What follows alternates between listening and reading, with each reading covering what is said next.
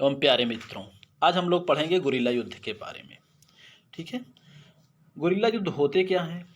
एक प्रकार से गुरिल्ला कार्रवाई जो होती है, छोटी छोटी सेनाओं द्वारा अपने से कई गुना मजबूत, कई गुना शक्तिशाली सेनाओं से लड़ने के लिए जो तकनीकी अपनाई जाती है वो होती है गुरिल्ला युद्ध। अर्थात कम, यानी इसको हम इस प्रकार समझ सकते हैं कि यह जो है कमजोर राष्ट्रों के द्वारा एक बड़ी शक्तियों से लड़ने की युद्ध कला है। ठीक, चलिए उत्पत्ति एवं अवधारणा। ठीक, गुरिल्ला युद्ध का जो शाब्दिक अर्थ होता है वह है लघु युद्ध। ठीक है, जो स्पेन से प्रारंभ हुआ गुरिल्ला युद्ध के रूप में। ठीक, और गुरिल्ला युद्ध, हालांकि गुरिल्ला युद्ध तो बहुत पहले से प्रारंभ हो गया था, लेकिन हम उसको छापामार युद्ध के रूप में जानते थे। गुरिल्ला कार्रवाई जो है ये बाद में प्रारंभ हुई। स्पेन का दिया हुआ वर्ड है, जो कि स्पेन में इसे लघु युद्ध के नाम से जाना जाता है। चलिए, गुरिल्ला युद्ध को अन्य नामों से भी जाना जाता है, जैसे छापामार युद्ध, पार्टीजन युद्ध, क्रांतिकारी युद्ध, अनियमित युद्ध, विप्लव युद्ध आदि। अर्थात इन सभी युद्धों में गुरिल्ला कार्रवाई का सहारा लिया जाता है। गुरिल्ला युद्ध और गैर परंपरागत युद्ध, गुरिल्ला युद्ध जो होता है यह गैर परंपरागत युद्धों की श्रेणी में आता है। अर्थात युद्धों की ऐसी कोई परंपरा नहीं है जिसमें गुरिल्ला कार्रवाई को स्थान दिया जाए।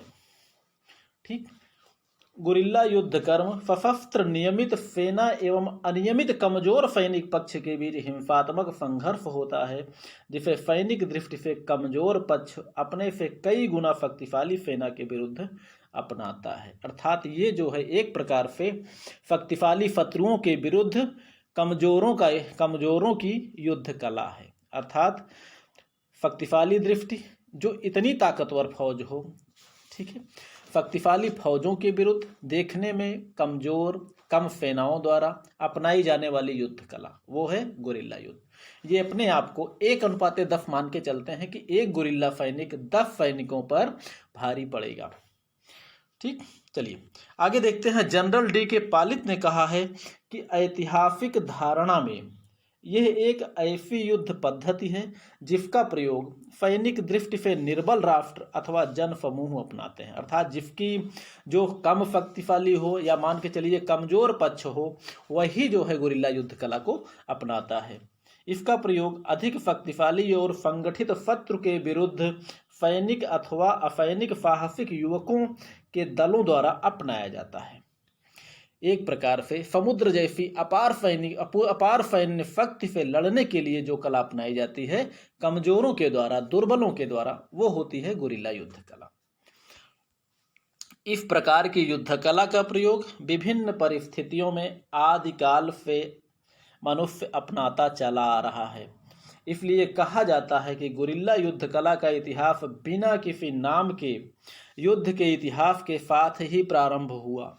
हालांकि विचारकों में, स्ट्रैटेजिक विचारकों में फुंतजू का नाम हम लोग पढ़ते हैं अपने विचारक वाले पुस्तक में, जो कि ईसा पूर्व बहुत पहले का है।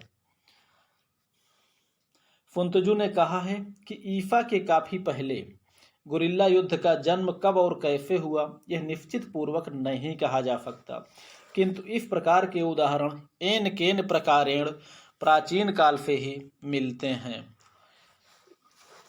क्योंकि प्राचीन रोमन साम्राज्य के पतन के कारणों में छापामार युद्ध भी एक कारण था।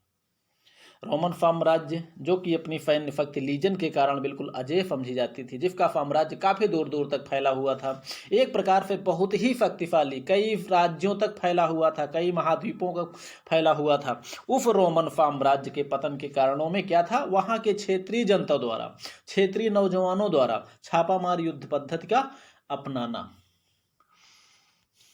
और इतिहास में अनेक उदाहरण भारत, रूस, चीन आदि देशों में मिल जाते हैं गुरिल्ला कार्रवाई के। जैसे माना जाता है भारत में गुरिल्ला कार्रवाई का जनक शिवाजी को माना जाता है, जबकि उसके पहले ईसा पूर्व में चीनी विचारक थे फुंतजू, और भी बाद में इधर आधुनिक गुरिल्ला युद्ध के संस्थापक माने जाते हैं माओ त्से-तुंग को कहा जाता है। और इधर नेपोलियन के पतन का कारण भी जो है स्पेन का गुरिल्ला युद्ध ही था, जो कि गुरिल्ला युद्ध सबसे पहले स्पेन में ही उसका नाम गुरिल्ला युद्ध के रूप में नाम से दिया गया। गुरिल्ला युद्ध का नाम जो है स्पेन का ही दिया हुआ नाम है। ठीक, आगे चलते हैं हम लोग। अपनी छोटी सी टुकड़ी को संगठित करके शक्तिशाली शत्रु के विरुद्ध बिजली जैसी तेजी से आक्रमण करना। बिजली जैसी, गुरिल्ला का नाम ही वही है। गुरिल्ला जो एक प्रकार से बंदर की प्रजाति माना जाता है, जिसमें बहुत बड़ी फुर्ती होती है, ताकत भी होती है। इसमें जो कुछ भी है संपूर्ण गति पर ही आधारित युद्ध कला इसमें अपनाई जाती है, जिनका सिद्धांत ही होता है मारो और भागो। बिजली जैसी तेजी से आक्रमण करना एवं पुनः उसी तेजी से लौटकर अदृश्य हो जाना। विभिन्न क्षेत्रों में, जंगलों में, पहाड़ियों में, कंदराओं में, कहीं भी गायब हो जाना, लुप्त हो जाना, शत्रु सैनिक पता ही ना कर पाए। तो ये होती है गुरिल्ला युद्ध कला। ये प्राचीन काल से ही होता आ रहा है, जबकि गुरिल्ला युद्ध के नाम से उसको तब तक नहीं जाना जाता था। और भारत में इसका सफल प्रयोग औरंगजेब के विरुद्ध शिवाजी ने किया।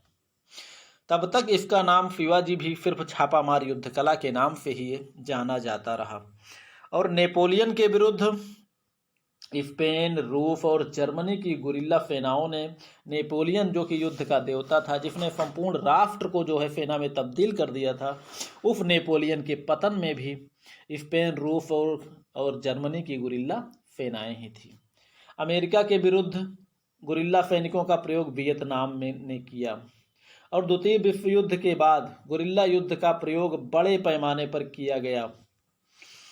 और भारत में गुरिल्ला युद्ध का जनक शिवाजी को, जबकि आधुनिक गुरिल्ला युद्ध के जनक चीन के गुरिल्ला सेनानायक माओ त्से-तुंग को माना जाता है। भारत में गुरिल्ला युद्ध का जनक शिवाजी को माना जाता है, जबकि आधुनिक गुरिल्ला युद्ध का जनक माओ त्से-तुंग को माना जाता है। वही माओ त्से-तुंग जिसने भारत पर 1962 में आक्रमण कराया था चीन का। उस समय चीन का सर्वा माओ त्से-तुंग ही था। उसी के इशारे पर सारी कार्रवाई होती है, या यूं कहा जाए कि आधुनिक चीन का जन्मदाता जो है वो माओ त्से-तुंग ही था। यानी आधुनिक साम्यवाद जो चीन में फैला हुआ है, उसका जन्मदाता माओ त्से-तुंग ही है। चलिए परिभाषा हम लोग देख लेते हैं छापामार युद्ध कला की। परिभाषाओं में विभिन्न लेखकों ने अपने अपने ढंग से इसको परिभाषित किया है। पीएफ भगत, इन्होंने क्या कहा है? छापामार युद्ध एक ऐसा आंदोलन की भांति है जिसके द्वारा शत्रु को किसी भी स्थिति में छकाया जाता है। छकाने का मतलब वो छकाना ही है, इसलिए कि छोटी सेनाओं द्वारा समुद्र जैसी सेनाओं को इतनी आसानी से पराजित कर देना बहुत आसान नहीं होता। एक प्रकार से इनको बार बार तंग करते करते इनको आतंकित करते हुए इनकी शक्ति को कम किया जाता है। छकाते छकाते इनकी शक्ति को कम किया जाता है और अंत में फाइनल आक्रमण किया जाता है। चलिए, मेजर जनरल डी के पालित ने क्या कहा है? गुरिल्ला को टक्कर लेनी होती है। टक्कर का मतलब अब सीधे छिटपुट युद्ध करना, टकराइए हटिए, टकराइए भागिए। और विजय प्राप्त करना उनके लिए आकाशदीप के समान है, अर्थात विजय प्राप्त करना उनके लिए काफी कठिन होता है। शीघ्र ही, अर्थात शीघ्र प्राप्त करना उनके लिए विजय कठिन होता है, क्योंकि शत्रु की सेनाएं अपार होती हैं, अथाह होती हैं, समुद्र जैसे होती हैं। और मुट्ठी भर गुरिल्ला सैनिक केवल उनको छका सकते हैं, केवल टकरा सकते हैं, केवल लड़ाई कर सकते हैं, लेकिन उनको पूर्ण रूप से पराजित नहीं कर सकते। अर्थात आकाशदीप के समान है और इसका लक्ष्य केवल प्रतिरोध करना होता है, मेजर जनरल डी के पालित ने ही कहा है। और जबकि वास्तव में छापामार या अनियमित युद्ध एक प्रकार से स्वतंत्र रूप से छोटे समूहों एवं गिरोहों द्वारा लड़ी जाने वाली युद्ध कला है। छोटे छोटे गिरोहों द्वारा लड़ी जाने वाली युद्ध कला है। और गुरिल्ला सैनिक जो होते हैं ये सदैव जमकर युद्ध करने से कतराते हैं, अर्थात कभी भिड़ कर बिल्कुल फाइनल युद्ध कभी नहीं करते, बस केवल मारो और भागो। गुरिल्ला सिद्धांत या गुरिल्ला युद्ध या गुरिल्ला सिद्धांत का जो मूल मंत्र है वो हम आगे देख लेते हैं। वो है मारो और भागो, हिट एंड रन, अर्थात मार कर भागिए, छिटपुट थोड़ी देर आक्रमण कीजिए, थोड़ी देर मारिए, अर्थात जब तक आप अपने आप को शत्रु के संपूर्ण सैनिक से घिरा हुआ पाएं, उसके पहले ही उनके जो भी सैनिक सामने आते हैं मार काट के आप भाग खड़े होइए और अपने प्राणों को बचाइए। बाकी फिर से छिटपुट कार्रवाई के लिए आप तैयार हो जाइए। और दूसरा जो सिद्धांत है, पूर्व में फोर करो पश्चिम में आक्रमण, अर्थात जिस तरफ आक्रमण करने की संभावना हो उधर से लगे कि कोई आक्रमण होगा ही नहीं, और जिधर से कोई आक्रमण होने की संभावना ना हो उधर से इनको ऐसा लगना चाहिए कि आक्रमण इधर से ही होगा। अर्थात बिल्कुल एक प्रकार से धोखा, छल बल कपट धोखा, ये सब चीज़ें जो है इसमें इन सब भी सिद्धांतों का प्रयोग इसमें किया जाता है। ऐसी कार्रवाई करना जिसकी शत्रु को संभावना ही ना हो। ठीक, चलिए आगे होते हैं विप्लव। आगे हम लोग पढ़ते हैं विप्लव की कार्रवाई कब अपनाई जाती है। देखिए, विप्लव की कार्रवाई एक प्रकार से जब भारत में जो आज़ादी का संग्राम हुआ, जो हमारे ये क्रांतिकारी होते थे, ये भी एक प्रकार से क्रांतिकारी जो गुरिल्ला सैनिक ही थे। इनको हम गुरिल्ला सैनिक भी कह सकते हैं। इसीलिए माना जाता है कि कार्रवाई उस समय अपनाई जाती है जब पहला नंबर अपनी अनियमित सेना पराजित हो चुकी हो, अर्थात अपने देश पर शत्रु का राज्य हो चुका हो। कंडीशन वही थी, भारत पर अंग्रेजों का शासन चल रहा था, भारत एक प्रकार से गुलाम था। इसीलिए क्रांतिकारी गुरिल्लों के रूप में पैदा हुए थे। आजाद, भगत सिंह, बटुकेश्वर दत्त, सुखदेव, ये सब जो भी थे, ये सब क्रांतिकारी थे, गुरिल्ला सैनिक थे। दूसरा कार्य, शत्रु की नियमित सेना के संगठित होने के पहले, अर्थात शत्रु अपने आप में संगठित हो, इसके पहले ही शत्रु को तितर बितर करके उनको संगठित होने से रोका जाए। इसलिए गुरिल्ला कार्रवाई उस स्थिति में भी अपनाई जा सकती है। अगली जो है तीसरे नंबर पर, जहां पर अपनी सेनाएं कार्य करने में असमर्थ हों, अर्थात ऐसे क्षेत्र छिटपुट घने जंगल हो, पहाड़ी हो, जहां पर हम लोग एक प्रकार से कहते हैं कमांडो कार्रवाई करनी हो, जहां पर यह है कि हम धोखेपूर्ण कार्रवाई हमको करना है, सेनाओं के द्वारा हमको युद्ध नहीं करना है, लेकिन बीच मार्ग से अपने लोगों को बचा के लाना है, तो ऐसी स्थिति में जिसे हम लोग कहते हैं कमांडो कार्रवाई जो होती है, एक प्रकार से वो भी जो है गुरिल्ला कार्रवाई ही होती है। ठीक, जहां पर अपनी सेनाएं कार्य करने में असमर्थ हों, अर्थात जहां पर आप बिना आक्रमण किए अगर कहीं से अपने लोगों को बचाना हो तो वहां पर हम लोग ऐसी कार्रवाई कर सकते हैं। और किसी स्थापित सरकार के विरुद्ध आंतरिक क्रांति के उद्देश्य से। आंतरिक क्रांति क्या है? जैसे एक प्रकार से आज के समय में विप्लव जो होता है, नक्सलवाद, ये सब क्या है? एक प्रकार से क्रांति का ही छोटा सा रूप है। भले ही अपने मार्ग से भटक गए हों, लेकिन जो है क्रांति का एक छोटा सा ही रूप होता है। और फिर ऐसी स्थिति में गवर्नमेंट से जो नाराज वर्ग होता है, नाराज वर्गों द्वारा क्रांति अपनाई जाती है, उन्हीं के द्वारा विद्रोह किया जाता है, और वही लोग जो होते हैं सत्ताधारी सैनिकों के, सत्ताधारी जो होते हैं, उनके विरुद्ध ये कार्रवाई, चाहे क्रांतिकारी हो, चाहे नक्सली हो, चाहे वो विद्रोही हो, चाहे उग्रवादी हो, चाहे जो भी हो, कार्रवाई उनकी गुरिल्लों की ही होती है, जो कभी भारतीय सैनिकों से डट कर लड़ने से बचेंगे। आतंकवादी जो विकृत मानसिकता का आतंकवादी कार्रवाई होती है, ये भटके हुए एक प्रकार से गुरिल्ला ही होते हैं, कह सकते हैं हम इनको, लेकिन उनका उद्देश्य सिद्धांत थोड़ा सा ऐसा होता है जो कि उनको गुरिल्लों से अलग कर देता है और क्रांतिकारियों से भी अलग कर देता है। जैसा कि क्रांतिकारियों के बारे में कहा भी जाता है कि आतंकवादी और क्रांतिकारियों में दो अंतर होते हैं। आतंकवादी जो होते हैं वो हेन केन प्रकारेण सरकार पर दबाव डालने के लिए कोई भी कार्रवाई कर सकते हैं, किसी निर्दोष की भी हत्या करना हुआ तो वो कर देते हैं, वो होते हैं आतंकवादी। जबकि क्रांतिकारी कभी भी किसी निर्दोष की हत्याएं नहीं करते, भले ही सरकार पर दबाव पड़े या ना पड़े। यही वजह है कि हमारे यहाँ जो क्रांतिकारी होते थे वो कभी भारतीयों को कभी नहीं मारे, जबकि आतंकवादी जो होते हैं ना तो अपनों को छोड़ते हैं ना गैरों को। ठीक, और किसी राज्य द्वारा दूसरे राज्य में विद्रोह फैलाने के लिए भी वहां पर गुरिल्ला कार्रवाई करना पड़ता है। और संघर्ष की प्राथमिक अवस्था में या प्रारंभिक अवस्था में एक स्वतंत्र युद्ध कला के रूप में, अर्थात राज्य में जैसे औरंगजेब से लड़ने के लिए शिवाजी ने किया, क्योंकि औरंगजेब अत्याचार कर रहा था, अर्थात राजा के अत्याचारों से, राज्य के अत्याचारों से, गवर्नमेंट के अत्याचारों से निजात पाने के लिए जो नौजवानों द्वारा जो कार्रवाई अपनाई जाती है वो होती है गुरिल्ला कार्रवाई। ठीक,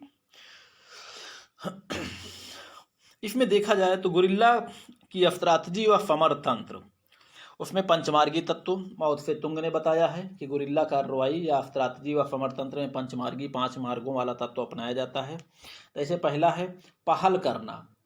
पहल करने का मतलब है पहले आक्रमण करना। सतर्क रहने का मतलब हर समय अलर्ट रहना, ऐसा ना हो कि शत्रु सेना अचानक पहुंचकर हत्या कर दे, सबको समाप्त कर दे, क्योंकि मुट्ठी भर सैनिकों को समाप्त करने में बड़ी सेनाओं को समय नहीं लगेगा। इसलिए हर समय पहले आक्रमण करना, हर समय अलर्ट रहना, स्ट्रैटेजिक प्रतिरक्षा में रहकर अर्थात अपने आप को सुरक्षित रखते हुए सफलतापूर्वक, सतर्कतापूर्वक, सुनियोजित रूप से समरतांत्रिक हमला करना, अर्थात सुरक्षा को पहले महत्व देना है, फिर उसके बाद मारो और भागो की तकनीक से आक्रमण करना है धोखेपूर्ण कार्रवाई द्वारा, मारना और भागना।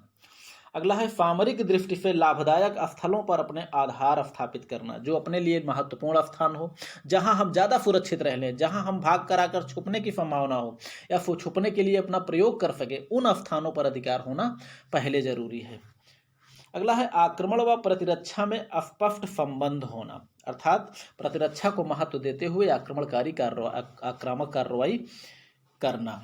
आक्रमण की स्थिति में भी अपनी रक्षा के लिए हर समय तैयार रहना चाहिए, क्योंकि ये सीधी सी बात है कि हम भिड़ कर युद्ध क्रांतिकारी नहीं कर सकते, या गुरिल्ला सैनिक कभी भी जम कर युद्ध, भिड़ कर युद्ध नहीं कर पाएंगे। उनको अंत में कुछ समय बाद भाग कर अपने आप को सुरक्षित रखना ही होगा, अर्थात मारो और भागो की नीति अपनाना होगा। अगला है गतिशील क्रियाओं को विकसित करना। गतिशील क्रियाओं को विकसित करना, जो भी कार्रवाई, तेजी वाली कार्रवाई, जो उस कार्रवाई में शत्रु को नुकसान हो, तेजी वाली कार्रवाई को विकसित करना चाहिए। अगला है सही कमांड व सही नेतृत्व। ये जो है मुख्य तत्व है, ये जो है गुरिल्ला कमांडर के ऊपर निर्भर है कि कितनी अच्छी तरह, कितने ढंग से अपने सैनिकों का नेतृत्व ये करता है, क्योंकि अगर सही कमांड नहीं मिला तो गुरिल्लों को समाप्त होने में अधिक समय नहीं लगेगा। इसलिए नेतृत्व, या क्योंकि मुट्ठी भर तो वैसे भी होते हैं, जैसे हम आप लोगों को पढ़ा चुके हैं कि बहुत बड़ी सेनाएं नहीं होती, गुरिल्ला कार्रवाई छोटी सेनाओं द्वारा बड़ी सेनाओं से युद्ध करने की कला है। ऐसी स्थिति में अगर हमारा कमांडर अगर मूर्खतापूर्ण कार्रवाई किया तो समझ लीजिए गुरिल्ला आंदोलन को, क्रांतिकारी आंदोलन को, इस विप्लवकारी आंदोलन को समाप्त होने में थोड़ा भी समय नहीं लगेगा, क्योंकि मुट्ठी भर सैनिक, उनकी क्षमता कितनी होती है और उनको समाप्त करने में समय कितना लगेगा। इसलिए इनका जो नेतृत्व अच्छे हाथों में होना चाहिए, जो कि खास करके बहुत ही कुशल हो, चालाक हो, हर प्रकार की विद्या जानता हो, छल बल कपट धोखा और हर प्रकार से सतर्क रहने की कला जानता हो, जो और अपने जो है गुरिल्लों को, अपने लड़ाकों को उसी ढंग से वो प्रशिक्षित किया जाना चाहिए, वो किए रहे। ठीक है बच्चों, ये क्लास ये लंबा हो जाएगा वीडियो, उम्मीद करते हैं आपके समझ में आया होगा। ठीक है, चलिए तब तो आप पढ़िए लिखिए, मस्त रहिए, खुश रहिए। बाकी वीडियो लंबा हो जाएगा, आप लोग पढ़ने में उबने लगेंगे, इसलिए इस वीडियो को यहीं रोककर हम आगे अगला वीडियो हम लोग बनाएंगे। गुरिल्ला युद्ध की सफलता की आवश्यक शर्तें, अर्थात किन शर्तों के साथ गुरिल्ला कार्रवाई सफल हो सकती है। ठीक है, चलिए मित्रों।